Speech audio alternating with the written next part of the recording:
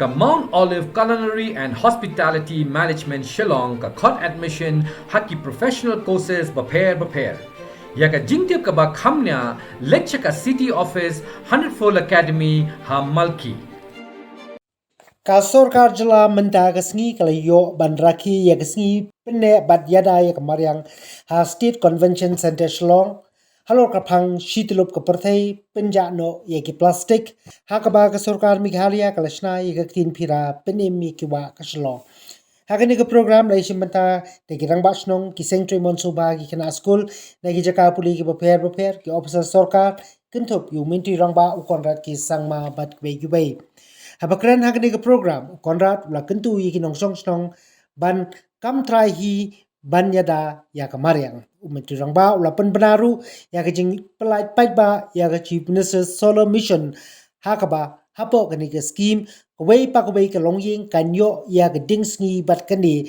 kanyara ban pelait ya ka jylla na ka jing kerdu boarding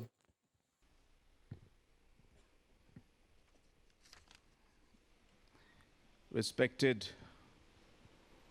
Chief Secretary to the Government of Meghalaya, Shri D.P. Walang, all the officials and dignitaries present on the dais and off the dais, all the officials from different departments who are present out here,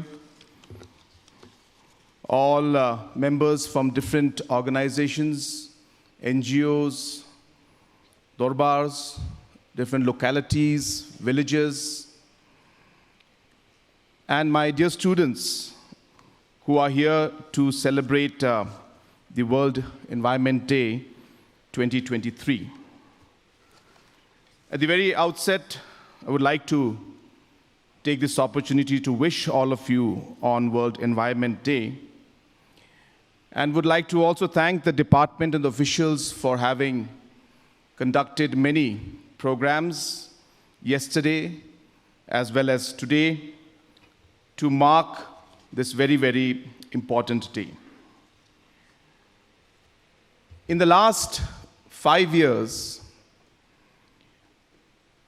as a government, we have been working in many, many sectors and trying to bring a change in them, be it health sector, be it education, be it the environment, be it basic things like capacity building, delivery mechanism, overall monitoring of projects, accountability and timelines. And while we did that, we realized that one of the very, very important aspects in all of this is, number one, that departments need to work towards a particular goal, and we as political leaders and the officials and all of us need to work towards an outcome. And hence this entire thought process of ensuring that collaboration took place between departments started. We realized that many departments were working in silos. They were not speaking to each other. And they were basically worked and focused towards completion of their schemes and implementation of the schemes, rather than looking at the real outcome or the purpose of why we are implementing the schemes. And hence we saw a kind of a transformation or a change taking place in the entire outlook of how we have been working. A sense of purpose started coming in. Second thing we realized, that if the government tries to do everything, we will not be able to succeed. And hence, apart from the departments collaborating with each other, we also require the community to work with us. We realize that unless people are not involved, unless the process doesn't start from the bottom, the decisions made at the top are not going to make any difference in the long run. And hence we started working very aggressively towards ensuring that involvement of community took place. Whether it is about the water projects we took up, we ensured that the community and the village water community committee that was formed started working closely with different departments. We realized that while we were trying to work towards afforestation, if the villagers continue to cut the trees and not protect them, we will be working and spending hundreds of crores every year, but not be able to make any difference. And hence our program for payment for ecosystem services started, where we have involved the community now. We are paying the community 15,000 rupees per hectare to not destroy the forest. So we have collaborated among departments and started collaborating with the community. And hence today, when it comes to a very important aspect like environment also, so we did in many things. In environment we have done, in health we have done. We are working on it aggressively in education also. But today's program is another step forward towards ensuring that we are able to once again stress on the need for all of us to work together to be able to achieve the goals that we have laid in front of us. And hence, it cannot be done simply by the government. It has to be something where we as a community, as a society, must come together so that we're able to get real results. I was very happy because we were discussing about the Citizen Eye application and software, which we will be launching very soon, which is an app where you will be able to connect with the government and the governance and different administrations to be able to send information on certain areas, for example, the pollution aspect, or even simple indisciplines as mentioned, like wrong parking. And hence, this will be a sense of also an eye over the public, where the public will themselves start feeling that we are being watched. And hence, we strongly feel that this will have not just an impact of information coming to us quickly, but more importantly, it will be a deterrent where a lot of citizens will start feeling that, well, I don't want to be caught on the camera doing the wrong things. And hence, we feel that these kind of technology and apps will be great. And I hope that citizens will also join us and make this app very successful.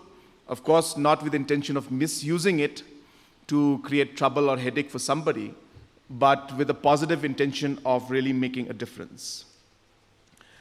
Another important theme for this year is plastic. And as you know that the single-use plastic has been banned by the state government. But we have challenges when it comes to enforcement.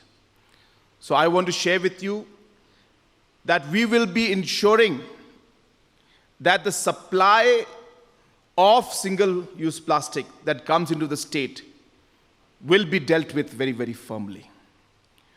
We expect that people will stop using it. It's not so simple. Until unless we are able to come out with an alternative, like having organic bags, which look like plastic and feel like plastic, but degrade after 90 days, which, by the way, is happening as we speak. We are producing those kind of bags now.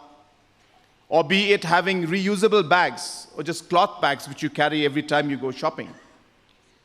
So until unless that doesn't happen, our administration, the DCs, the SPs, the State Pollution Board, will need to ensure that those who are bringing in the supply of single-use plastics, they need to be caught. They need to be stopped. Because stopping the flow and every shop will be a very tedious affair. The easiest way to do it is to enforce and make sure action is taken. People are put into jail if necessary. Those who are bringing in this kind of products and supplying them in the market. So this can be treated as a warning as well as a direction to our administration that you have to ensure that those businesses who are supplying these kind of single-use plastics need to be caught. At the same time, I would also like to take this opportunity to announce here that we are going to be coming out with a new mission. And I'll be launching this mission officially tomorrow, and I will speak about it more in detail. But I just want to share that we are seeing that we are having a huge problem with power. Electricity is a major crisis in today's world for us in Meghalaya. And there are many reasons for it. I don't want to go into all the reasons because I want to look at the positive side on how we will move forward with it. But just to share with all of you, in case some of you did not know, that every year government of Meghalaya spends approximately 600 crores as subsidy or as funds being given to MECL just to maintain the kind of power supply that we have even today. So we are having power cuts. This is in spite of government of Meghalaya spending 600 crores, annually. At this given point in time, we roughly spend 3 to 4 crores per day to buy additional power to maintain the things that we are doing right now. That means for 100 days, if we continue this, we'll be spending 300 crores more to buy power. And we have to realize that this is the same money which is available for us to make roads, hospitals, schools, use in different environmental issues. So this is the kind of challenge that today the power sector is giving us. And hence, we decided that we need to take different measures apart from ensuring the efficiency improvement, AT&C losses, overall rate revisions, all those other aspects. We also need to look into the fact that we need to get production higher. And hence, we have decided to come out with what we are going to call the CM Solar Mission. This is going to be a mission where we will subsidize units of 500 VA to 3 kVA to larger units of 10 kV and to institutional size units of 40 kV, where up to almost 60 to 70% in certain categories will be given by government of Meghalaya so that people can have solar powered inverter units backed up by battery, which will allow them to run for even up to 2 days in certain cases, even if the sun is not there. And the solar panels will allow the battery to be charged and allow the light and current to be there, even if the normal grid electricity is not there. And these units have been put up already in about 200 different sub-centers. And they are supporting the sub-centers even to run refrigerators, to run different equipments, and obviously provide light and fan and other utilities being run purely through solar panels and solar power, charged and then stored in a battery. So this technology is already working, and we plan to expand this to the citizens now, and we hope that in the coming years, in the next 5 years, we are able to, in a phase-wise manner, in a very large scale. So if you're spending 600 crores per year, giving funds so that MECL can purchase power, you can imagine 600 multiplied by 5 years is 3,000 crores per year. Even if we were to spend half of that money to install the different power capacity for solar and work with, these are individual units in every household we plan to do. So as I said, in the rural households, the amount is lesser. In the towns, it will be slightly bigger. And in the industrial or institutions, it will be much larger. And the ones that are 10 kilowatt and additional, we intend to also have the facility of net metering, so that additional power, say for example, a school is given a 40 kV unit. So on a Saturday, Sunday, that power can go back into the grid.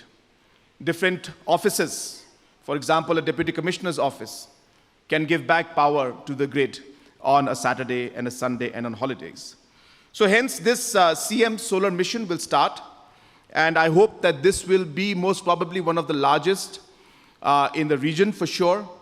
And we expect and we plan to make this a very unique mission, so that it can actually show the way for other states also to be able to go for this. These are integrated units which are on their own. Every house will have their own units.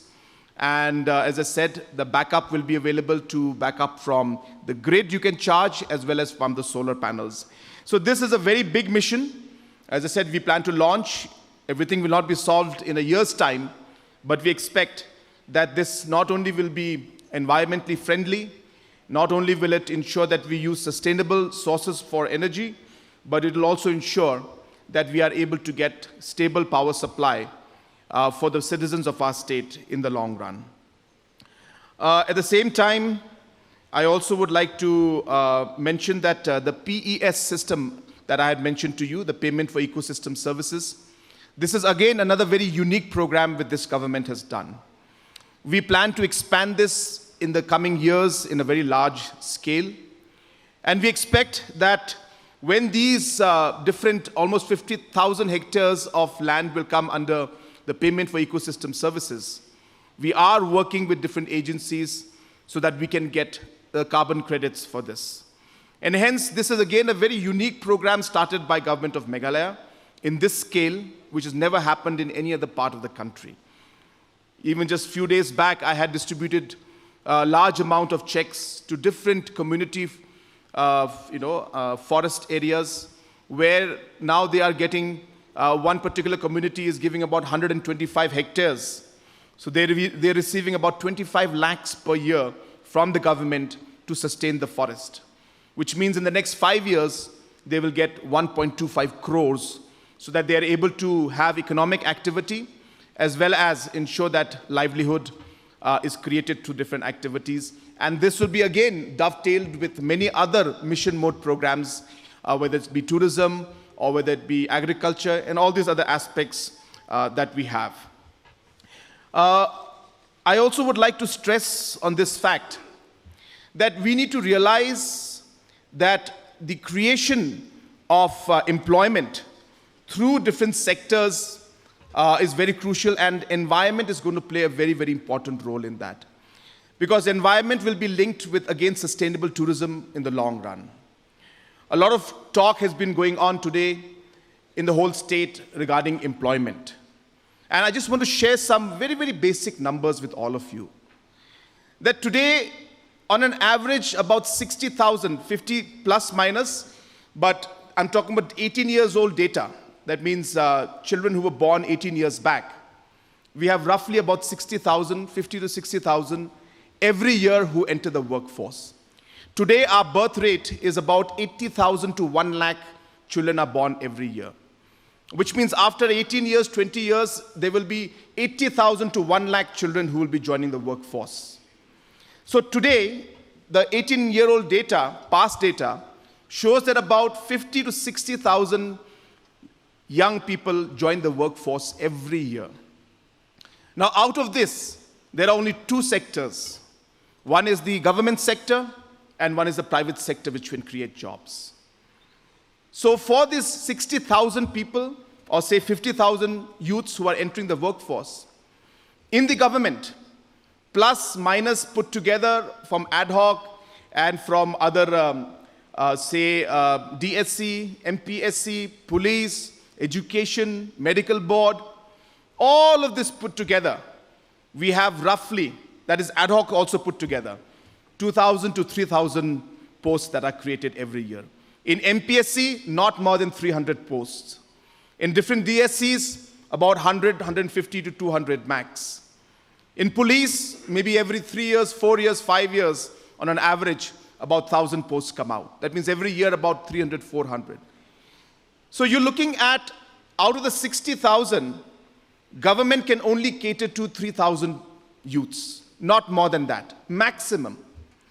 Which means that the rest of the 57,000 youths will have to be put in the private sector. And hence, how do we create these jobs? It requires a large thinking on the government's part and the society's part to work together. We need to realize that environment-related activities will impact farming. Farming activities will impact environment. Different activities around will impact tourism. So all of these different activities that are happening must be all connected together to be able to create the right ecosystem for creation of jobs. Today, Meghalaya is looking at a very interesting aspect called natural farming. I think all of you don't realize, and what I'm taking a cue from what Mr. D.P. Walang had mentioned, there is something called regenerative farming. And regenerative farming is something that is becoming a very, very important concept. It's a simple concept which says that the way we farm ensures that whether we'll release CO2 into the environment or the soil itself becomes the largest consumer of CO2. And hence our farming techniques can actually help us reduce and suck in all the CO2 that's there. But the farming activities we do today are actually just the contrary. So tilling is actually spoiling the soil and leading to more CO2 emission. So there is a regenerative farming process that takes place. And as a state, as I said, we are looking at all these aspects and realizing that there's a huge potential for creating economic opportunities. We want our young generation to be part of the sustainable tourism we have, the sustainable agriculture program we have, the different volunteers we've created for water, because water in the future, apart from the aspect of drinking, so many other aspects will be there. We need people who understand aspects and concept about water, conservation and all these areas. So this is the kind of economy and the vision with which we are working. And these different aspects, whether it's farming, whether it's tourism, whether it's environment, we feel strongly has a huge potential to create the kind of economic opportunity and jobs that are required for the rest of the 57,000 youths who are joining the workforce today. And that's really what the challenge for us as a government, as a society is. And I hope that in the coming days that we will be together to make sure that we find a solution. I'm very happy, and I saw the presentation given by Mr. D.P. Walang on the river rejuvenation project that we're having. And this is a good example of how, if society comes together, we can actually do it. And I mentioned to everybody, remember always that whatever we do, we must have a positive mindset. It is very, very easy to look at something and criticize, but that is not the solution. Don't be part of the problem. Be part of the solution. Be part of the solution. You must contribute positively. So I would like to ask, if our students, if our society and our public in our state, can we all give one day in a month to our society, to the activities, be it, cleaning up the rivers, volunteering to do something, planting a tree. Mr. Sampath was mentioning about One Tree, One Citizen program. A lot of people don't realize the logic behind it. But he explained the logic. That on an average, every citizen requires about 2 to 3 trees to supply the oxygen for their lifetime. Our concept was at least identify one such tree that you will maintain during your lifetime, saying that this is the tree that gives oxygen to me. So one citizen, one tree. This is my tree. This is what gives me oxygen. We started this in 2018 with the concept that if every child can adopt a tree, saying that don't touch this tree, this is my tree, the tree that gives me oxygen, allows me to live. I think that sense of ownership. So once a month, could we actually go and clean the rivers, or plant a tree, or just visit the tree to see if the tree is doing fine or not, the tree that's providing you your oxygen. I think this kind of involvement, if it can come, if people start talking about these issues, if we start getting involved in the solution rather than being there to complain and finding the problems, I think we can see a huge, huge difference that can come in the future. And that's really what I hope will happen in the coming days, that we will see this kind of movement coming in. We hope that this becomes more of a public movement where we start to get involved in all these small activities. Again, you must have seen the program for life. It's again a very simple concept. Small things you do as an individual impacts the larger picture of what we are doing. You know, if families can one day, once I hope the solar mission picks up in a big way, actually we're hoping that, do you know the solar mission, there are some sub-centers today that are not in the grid anymore. They're surviving purely on the solar panels. For 3 to 4 days, even if there's no sun or it's cloudy, they can survive on the power. I'm hoping, I was very happy to hear Chief Secretary tell me that day that his personal house is off the grid. He doesn't use the power of the MECL. He has got his own solar, small unit in his house, and he is completely independent. He says its TV runs, all the fridge runs. He's got an 8 kV unit, and he doesn't use. A great example and a great motivation. I think we should give him a round of applause. So can we adopt his model where we say, well, if not throughout the month, even 3 to 4 days, once in a week, if you can actually move out of the grid and be dependent only on the solar power panels that we get to receive from the government. As I said, we'll be subsidizing this. So the town units, which we expect to be about 3 to 5 kV, we are looking at maybe about 40-50% subsidy from the government side. The ones in the villages, we're looking at maybe even up to 50, 60, 70% subsidy. We're finalizing the details today after this meeting because we'll be officially launching it tomorrow. And I feel that this can be a huge game changer at the grassroots level. So I think this kind of an involvement and this kind of a movement is required at the grassroots level. It cannot happen just by having this Environment Day program. It won't. We'll leave this room and it's over. It cannot happen if we just wait for government to tell us what to do, not to do, and say it's the government's job to grow the trees, it's the government's job to figure out the problem, solution, it's the government's job to clean up things. Well, we are doing our part. But as I said in the beginning, it is not something that we can do without your help. This is not government's problem, this is our problem. Especially the younger generation, for the next many, many years, decades to come. Today, we have to wear a shirt like this in Shillong. We can't wear a coat. There was a time, I think some of the elders will remember. Shillong has never seen this kind of weather before. It's amazing.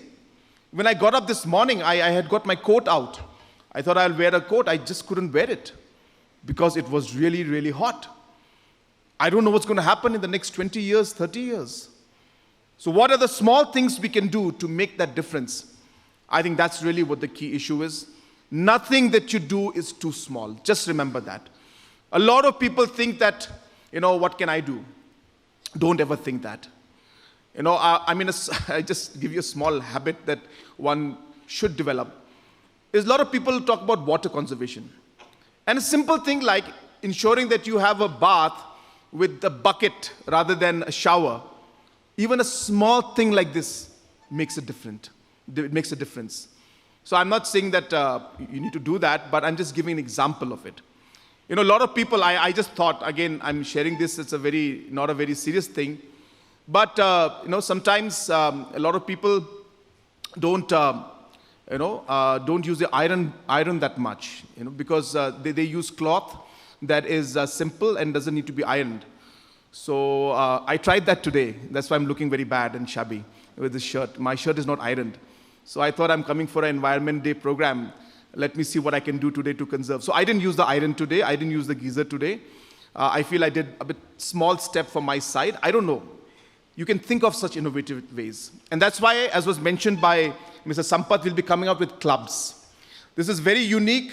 We are combining with this with the Yes Meghalaya program. As you know, that Yes Meghalaya program is a program where we promote youth clubs. We give you up to 1 lakh rupees to do whatever activity you want. Once these different groups are made, we intend to connect the groups that are doing similar activities. So the ones who will be doing the environmental activities, we will create a software or an app where you'll be able to talk to each other. And suppose you want to do some program, then you can actually speak to other clubs who are doing similar activities and bring you on the same platform. So this club movement that we have is going to be supported by the government through the Yes Meghalaya program. So I urge all the youth to be a part of that, and I hope that we will see a lot of things happening. So friends, I am sorry I spoke a lot, but as was mentioned by Mr. Sampath, that this is a very, very passionate subject for me. I really am concerned as well as very passionate about this, and hence I ended up speaking a lot. I apologize. I know it's quite hot in here, so it must be quite uncomfortable. So with that, I will end my speech today by once again appealing to all of you and thanking all of you. I must thank all of you. I must thank the Rangbashnongs, the different organizations, NGOs, who are doing things without even being told to do. I think this is the kind of example and the leadership we require from the community. And you have really set an example, and I must thank all of you from the bottom of my heart for showing the way, leading the way. You have inspired us also. You have inspired the government also, the leaders also, the political leadership to follow your footsteps. And I can assure you that we will work together to ensure that we are able to make a difference, especially in this issue, and ensure that we can do our bit to preserve and conserve and to protect our planet. So with these few words, once again, thank you. Kublai Shibun, Matela, and